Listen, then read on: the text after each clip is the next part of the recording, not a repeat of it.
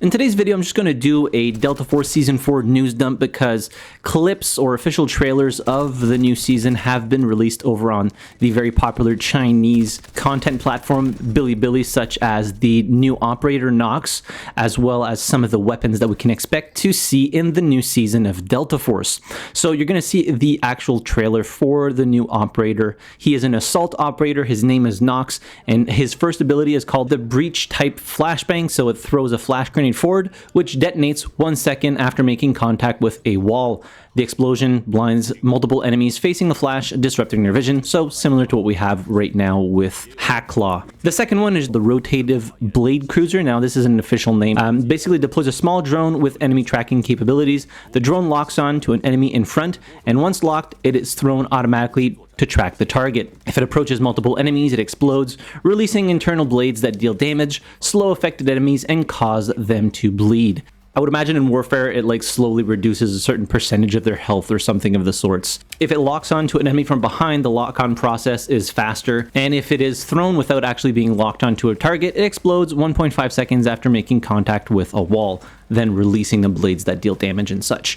The ultimate silent ambush, it activates a series of jamming devices that disrupts nearby enemies with sonic interference. It significantly reduces the range at which Nox's movements can be heard and decreases the NPC's enemy detection radius, so that's specific to operations. And it also makes enemy reconnaissance tools unable to detect Nox during this period, so Luna's wall hack bow and then Hack Claw's little ability that allows her to track people with little lines. The passive is injury expansion.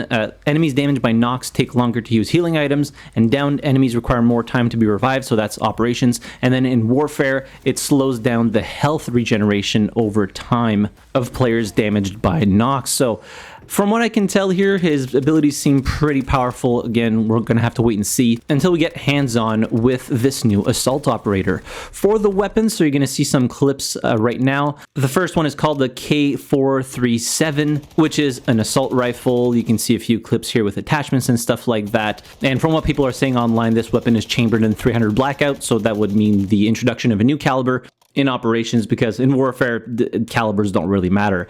The next weapon is the double barrel shotgun.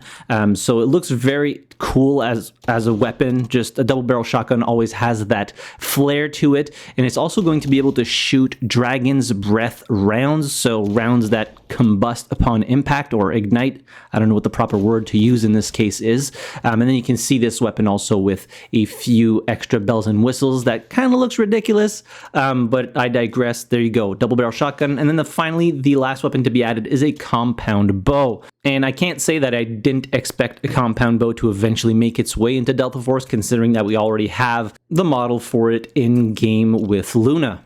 So those are the 3 new weapons that we can sink our teeth into when the next season launches. There might be more. All of this is, taken from various sources of test servers or video clips that have been released on the Bilibili video platform. So hopefully it's more, because 3 weapons isn't a ton in terms of content. No news on whether there's going to be maps that are going to be added to Warfare or Operations with the launch of Season 4. Hopefully there is, because they really need to bring out more maps, because content is kind of lacking right now, and you can really tell if you look at your friends list, because a lot of people just aren't playing the game anymore.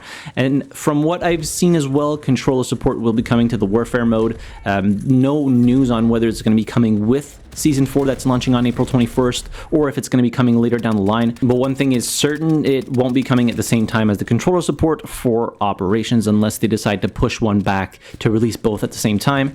And also no news on the actual console release for Delta Force. I know a lot of people are waiting for this because they want to play on console. It's just there's been complete radio silence on that specific front. So that's all the information I've been able to gather of what's coming with the next season of Delta Force. If you know of anything more, please let all of us know in the comment section down below. I'd be very grateful for any additional information. In any case, let me know what you're most excited for in the upcoming season of Delta Force. Obviously, we're getting night mode. I already talked about that in a previous video.